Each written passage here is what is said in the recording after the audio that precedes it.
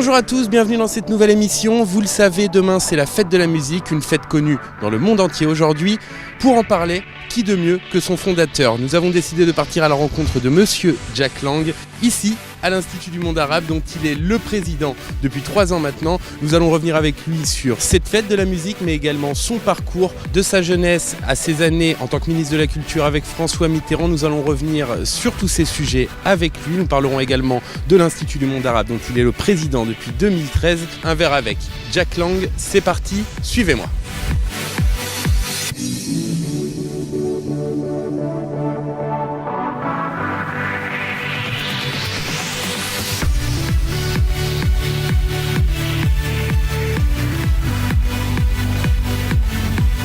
Bonjour Jack Lang, merci beaucoup de nous recevoir ici. Alors, comme chaque émission, je vais commencer par cette question. Pourquoi vous avez choisi de partager un verre ici? J'allais dire par commodité, puisque je suis président de l'Institut du Monde Arabe, j'y travaille beaucoup, j'allais dire jour et nuit, et puis pour vous faire découvrir à vous ces lieux. Si vous avez le temps de vous balader, vous verrez que la construction est belle, on est en plein cœur de Paris, et j'aime plutôt les beaux endroits. C'est vrai que le cadre est exceptionnel. Alors là, on va le dire, on est dans votre bureau qui est très joli aussi. Mais cet Institut du Monde Arabe, vous êtes le président depuis 2013. Qu'est-ce que c'est exactement? C'est un pont qui a été construit entre le monde arabe et les autres mondes. Ça a été imaginé il y a fort longtemps déjà par le président Giscard d'Estaing et le roi Khaled d'Arabie Saoudite. Et quand je suis devenu ministre de la Culture en 1981, nous sommes lancés, comme vous le savez, avec François Mitterrand, dans une politique de grands travaux culturels. Et comme l'Institut n'était pas encore construit, j'ai proposé qu'on le réalise ici même, le long de la Seine, à quelques pas de Notre-Dame. Et j'ai fait appel à un jeune architecte, à l'époque inconnu, qui s'appelle Jean Nouvel, et qui, depuis lors, est devenu une sorte de star mondiale avec Architecture Studio. Et concrètement, donc là on a parlé du bâtiment, mais pour le public, qu'est-ce qu'il peut découvrir ici? Est-ce qu'il y a des expositions temporaires, permanentes? Nous voulons faire mieux connaître les richesses du monde arabe. Du monde arabe, on présente généralement dans les médias les aspects les plus violents ou les plus durs, qui concernent certaines zones. Mais en vérité, le monde arabe est un monde historiquement et aujourd'hui encore très riche, très varié. Et un des moyens de faire reculer les préjugés, les clichés, c'est précisément de montrer par des expositions, par des forums, par des rencontres, que ce monde arabe est un monde plein de couleurs, d'initiatives et de créativité. Alors ce sont des expositions sur l'Orient Express, l'exposition sur le pèlerinage de la Mecque, l'exposition sur le Maroc contemporain, en ce moment même une exposition sur les jardins d'Orient, et puis c'est en même temps des débats, des rencontres, des lectures, la poésie, la littérature et l'enseignement de la langue arabe.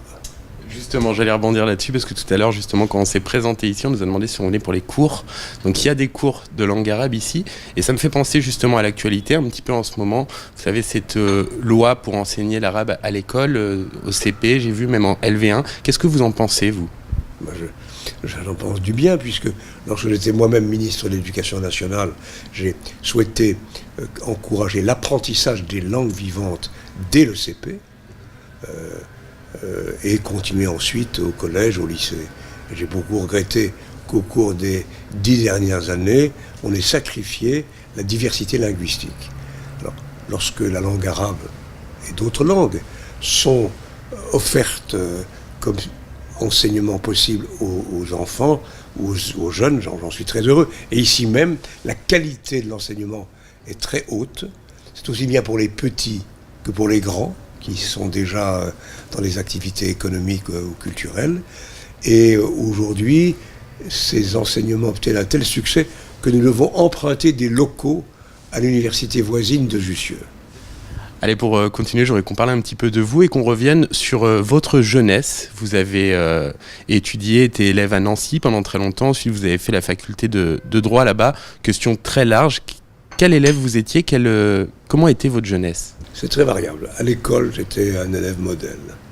À l'époque, il fallait passer un concours pour entrer au lycée, et j'ai été le premier de l'académie. Ensuite, au lycée, ou au petit lycée, comme on disait, en 6e, je suis entré très jeune, avant l'âge, avant l'heure. J'ai un peu chahuté. J'ai failli être mis à la porte, et mes parents m'ont mis pensionnaire dans un internat dans une ville proche à Lunéville. J'ai repris du poil de la bête. Ensuite, mes études se sont déroulées à peu près normalement, jusqu'au baccalauréat. Et puis ensuite, je vais dire un peu par hasard, j'ai choisi d'être étudiant à la fois en droit et en sciences politiques. Ce qui m'a conduit plus tard à Paris, à Sciences Po, rue Saint-Guillaume. Puis, encore un peu plus tard, j'ai décidé de préparer l'agrégation de droit et je suis devenu professeur de droit. Et c'était vraiment une vocation. Le droit, l'amour de l'enseignement, et j'ai enseigné très longtemps. Il y avait une troisième vocation aussi, vous aviez l'amour pour le théâtre. Est-ce qu'à un moment, dans votre jeunesse, vous avez pensé devenir comédien, par exemple? Je sais que vous avez fait 3 ans de conservatoire. Non, jamais, parce que j'ai pris conscience que je n'avais pas le talent, peut-être le courage aussi, de faire ce métier qui est très difficile, si on veut le faire bien, très bien. Et donc, c'est vrai, j'avais 3 vies parallèles, toujours aujourd'hui encore, qui s'entremêlaient, l'enseignement et le droit, la culture, le théâtre en particulier, et puis mon engagement civique. Vous aviez joué quand même, j'ai vu la Caligula, vous aviez eu le premier rôle dans cette pièce. Quel souvenir vous en gardez? Un merveilleux souvenir.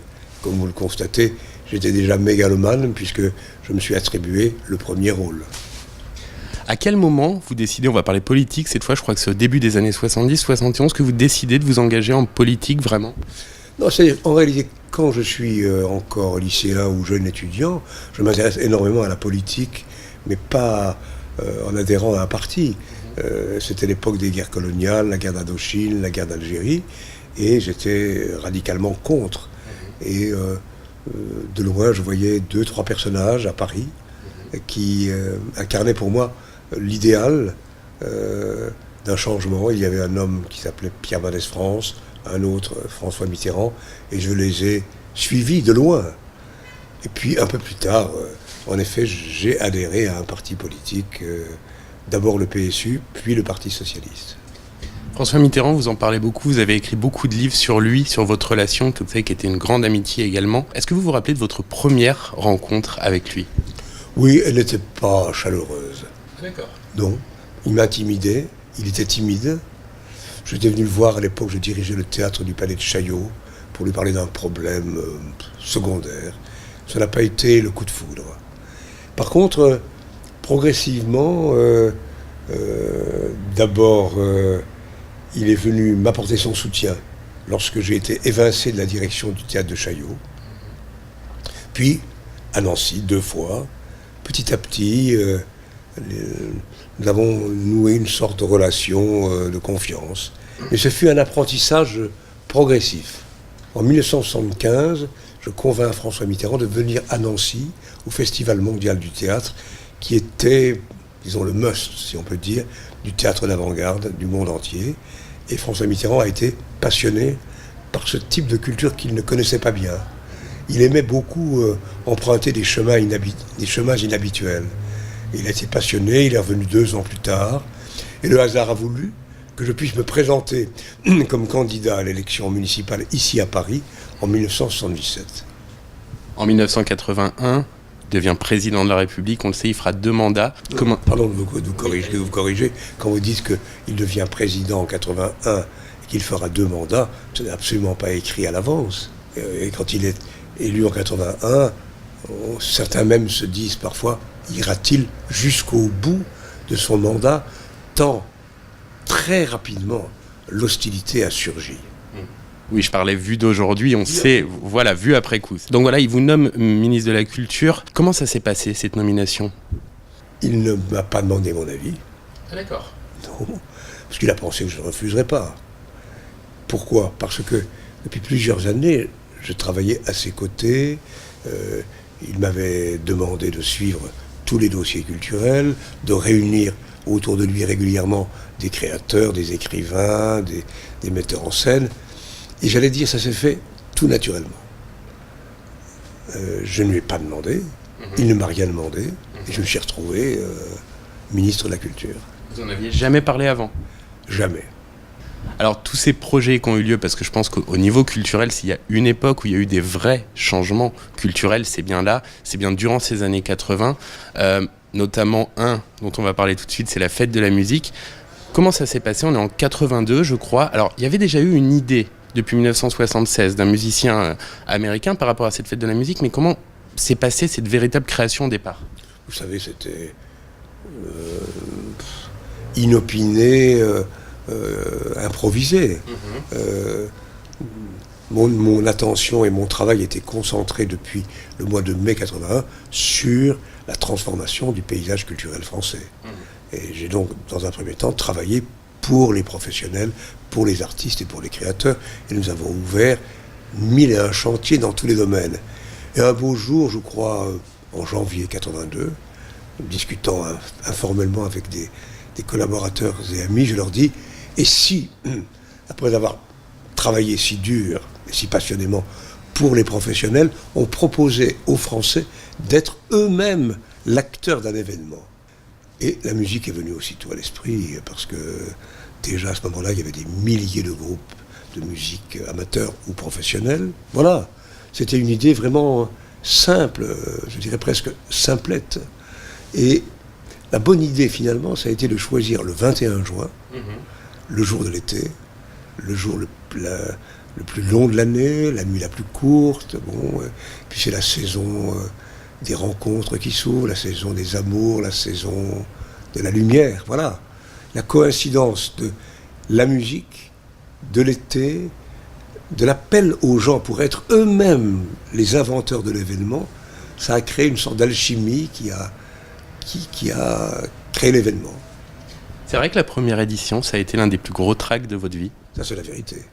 Pourquoi? Parce que je n'étais pas assuré que les musiciens, amateurs ou professionnels, répondent positivement à cet appel. Allaient-ils sortir dans la rue, se rendre dans les places, dans les gares? Nous avions certes aménagé 2-3 choses. Par exemple, c'était une première, on avait fait des branchements électriques autour des jardins du Trocadéro pour que les groupes de rock, ce qui à l'époque était une première, puissent venir. Jacques Higelin avait accepté de louer un camion et de traverser la ville. Il y avait eu 2 ou 3 initiatives concrètes, mais pour le reste, cela venait des gens eux-mêmes, des petits orchestres, des chorales. Disons la vérité, c'était modeste quand même. La première année a été modeste. Mais on s'est dit, il faut s'entêter. Et la deuxième année, alors, a permis à l'événement de s'implanter partout, dans toutes les villes, dans tous les villages de France. Et par la suite, dans aujourd'hui, je crois, plus de 145 pays à travers le monde. Comment vous avez fait pour propulser comme ça cet événement au niveau mondial? Dans un premier temps, j'ai moi-même pris ma plume, si j'ose dire, ou mon téléphone. J'ai essayé de convaincre les gens que je connaissais, des ambassadeurs, des instituts culturels français, des journalistes, des artistes. Et puis petit à petit, l'idée a fait le tour du monde. Des gens en ont entendu parler. Par exemple, ce qui me touche toujours beaucoup, c'est cet Américain Aaron de New York qui est venu me voir. Il m'a dit, mais comment vous avez fait? Comment faire? Je lui ai dit, c'est très simple. Il s'y est mis. Au début, c'était très difficile pour lui. Parce qu'à New York, on ne joue pas dans la rue comme ça facilement. Et le maire, en plus, était contre, M. Bloomberg. D'accord. Il a commencé en 85, 86, d'abord à Central Park, succès. Aujourd'hui, dans tous les boroughs de New York, bien plus. Il a installé l'événement à Los Angeles, à Boston, partout aux États-Unis. On ne sait pas ça en France. La plus grande fête de la musique, aujourd'hui, c'est aux États-Unis. Cette année, vous serez où, vous, pour la fête de la musique? Cette année, je serai à Beyrouth. Pourquoi Beyrouth? Parce que je suis le président de l'Institut du monde arabe. Ce pays, le Liban, souffre.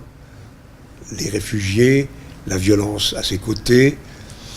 Et j'ai pensé qu'il était bon de marquer une présence dans un pays comme celui-là. Et donc je vais lancer la fête de la musique depuis Beyrouth. Je veux revenir à ces années en tant que ministre de la Culture. On parle de la fête de la musique, mais il y en a eu plein des initiatives qui ont abouti à des choses qui aujourd'hui sont devenues très célèbres, comme la fête du cinéma, les radios libres, les journées du patrimoine. Bref, tout ça, c'était vos travaux, et on peut penser aussi architecturalement aux grands travaux, bien sûr, à l'époque. C'est très vaste comme question, mais j'ai envie de vous dire, quelle est votre plus grande fierté ? Je ne peux pas dire qu'il y ait d'abord une fierté, le bonheur, oui, la joie, sans doute. Parfois l'étonnement aussi, parfois je me pince, je me dis, comment a-t-on eu le culot, comment a-t-on osé, était-ce possible?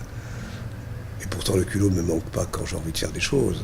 Mais vous imaginez quand même, en quelques mois, nous prenons 10, 15, 20, 30 décisions qui en temps normal auraient exigé 10 ans.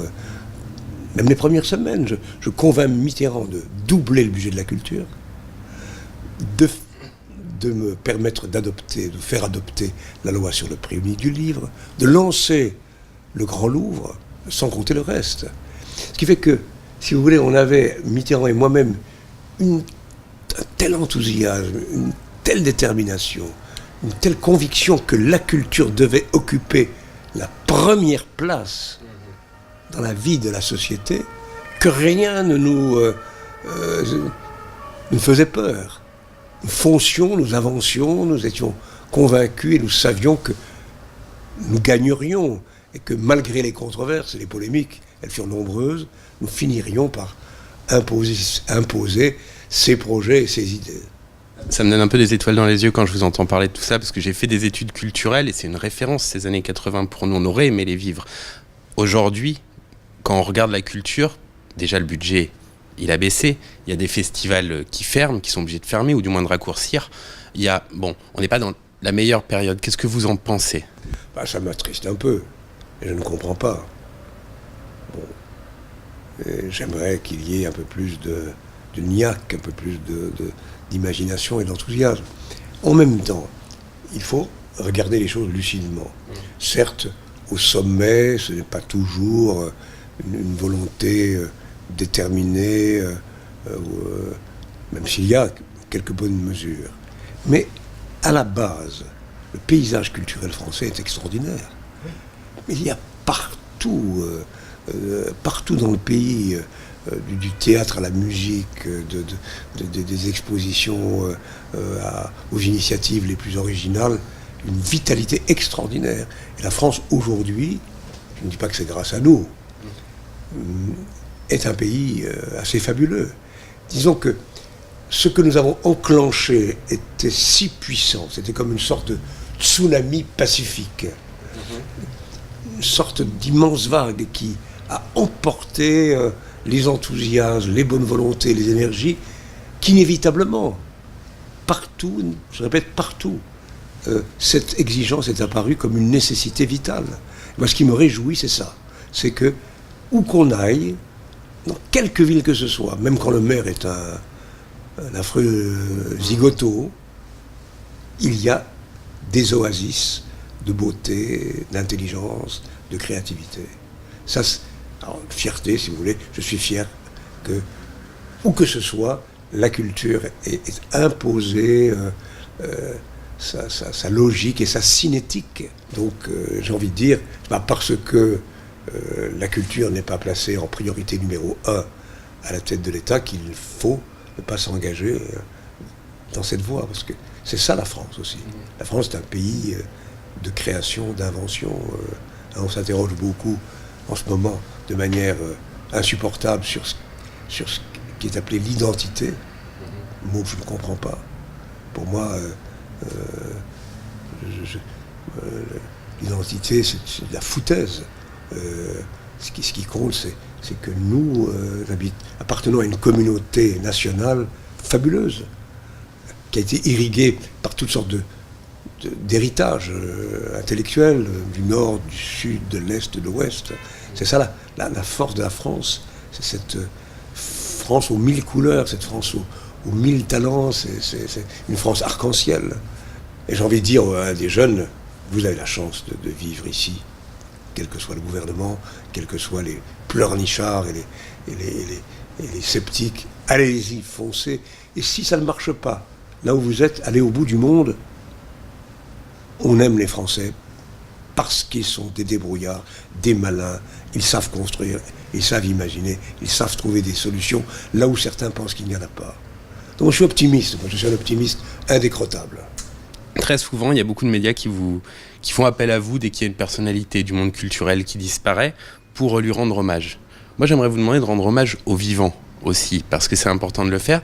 Si je vous dis comme ça, un chanteur à qui vous aimeriez rendre hommage, un chanteur français, est-ce que vous avez une idée qui vous vient ? Bon, il se fait qu'on vous tombe dessus, en effet, quand quelqu'un disparaît. Malheureusement, ce qu'on dit est un peu conventionnel, est un peu banal, quoi. C'est très rare que l'on... Enfin, disons, je suis pas sûr que j'ai raison de répondre quand on me pose de telles questions. Mais bon.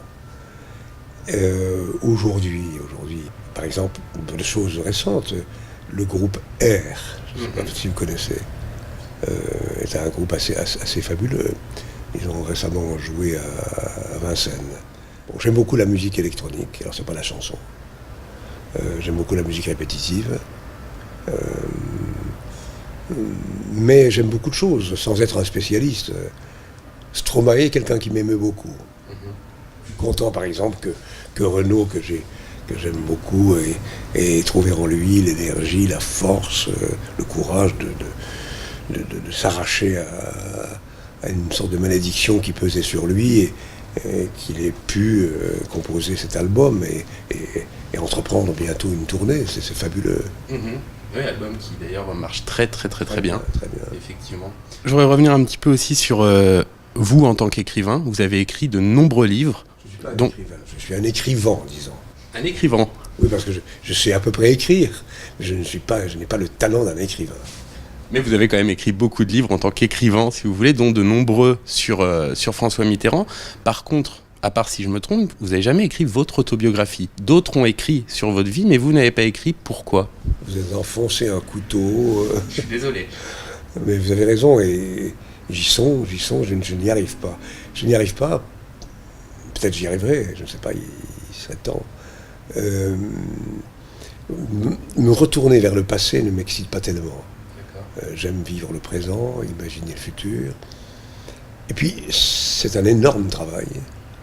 Vous avez vous-même eu la gentillesse de rappeler que nous avons construit beaucoup.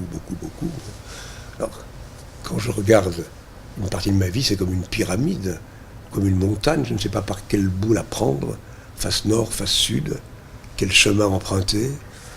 Ça réclame énormément de temps, et d'énergie, et d'entêtement. Et si je le faisais, j'aimerais que ce soit à la fois très rigoureux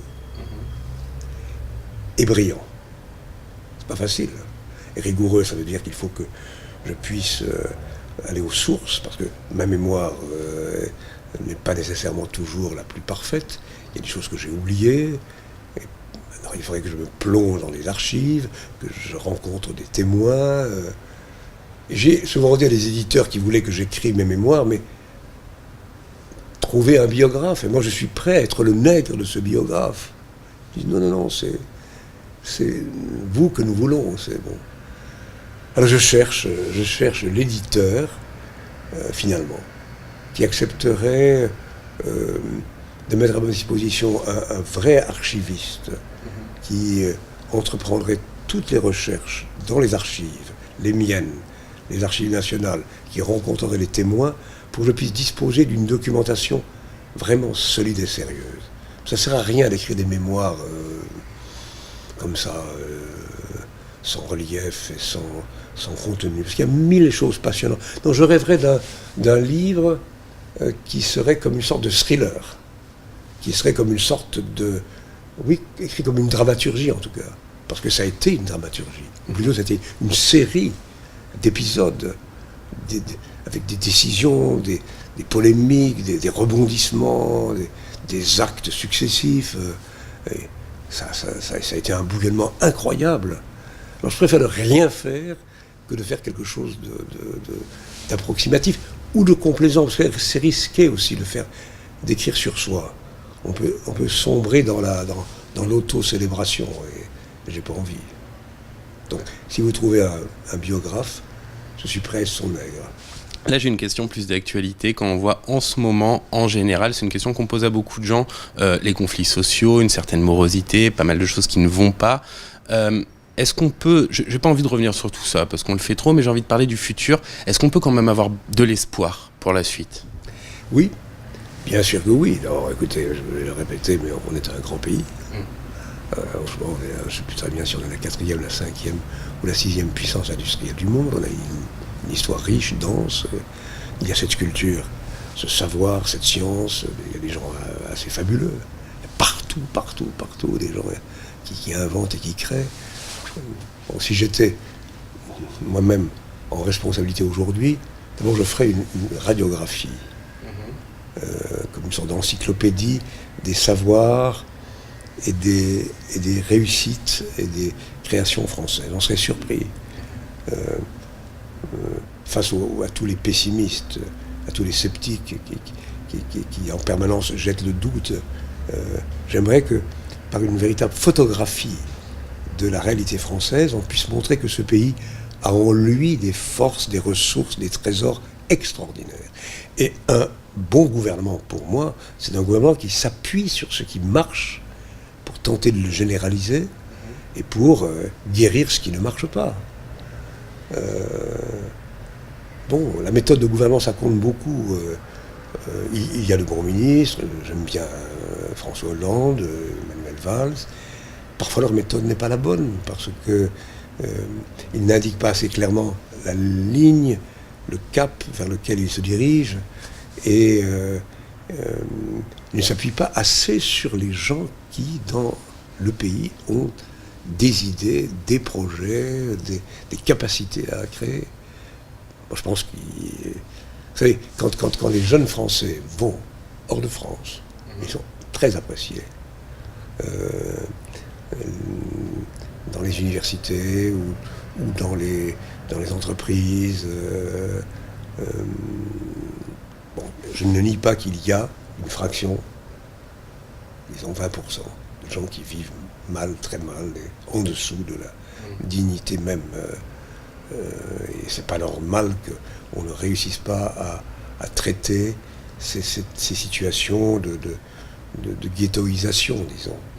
Mais en même temps, il n'y a pas de raison que les médias, les hommes politiques, la presse, en permanence, déversent cette espèce de dénégation, de misérabilisme, de tristesse qui n'ont pas lieu d'être.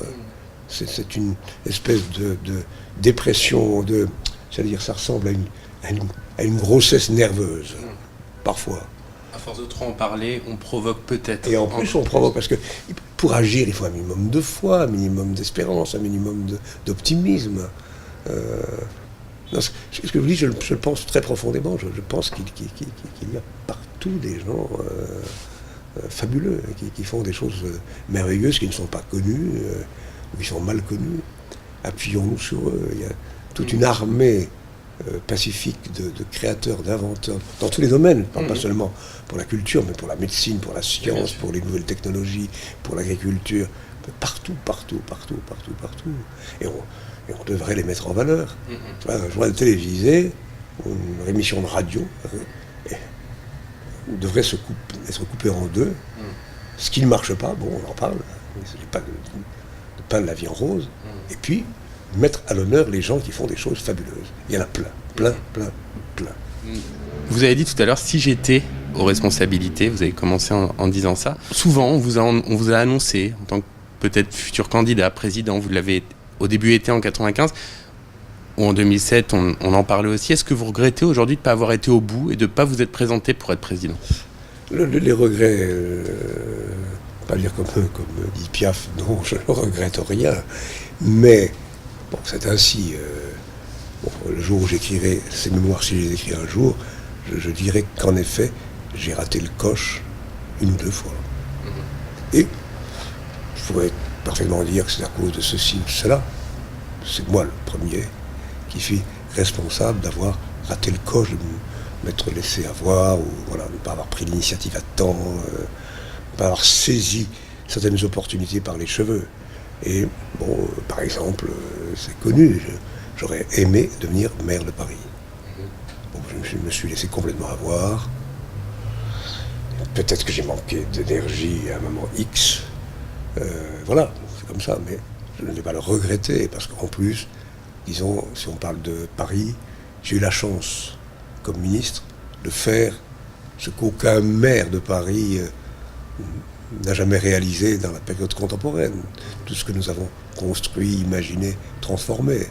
Et j'ai pu le faire avec la pleine confiance et les moyens donnés par le président de la République. Quant à la présidence de la République, oui, par 2 fois je me suis laissé avoir, voilà. Peut-être qu'après tout, c'est le signe que qu'il me manquait quelque chose. J'ai des qualités que certains dirigeants n'ont pas, mais peut-être que je n'avais pas celle qui fait qu'à un moment X, ils ont su eux-mêmes saisir par les cheveux l'opportunité. Mais il n'y a pas de regret. Mais il n'y a pas de regret, non. Une dernière question, cette fois-ci pour beaucoup plus personnel et pour parler du futur. Qu'est-ce qu'on peut vous souhaiter à vous pour le futur, pour les années à venir? Pouvoir, si vous voulez, mais je crois que c'est pas...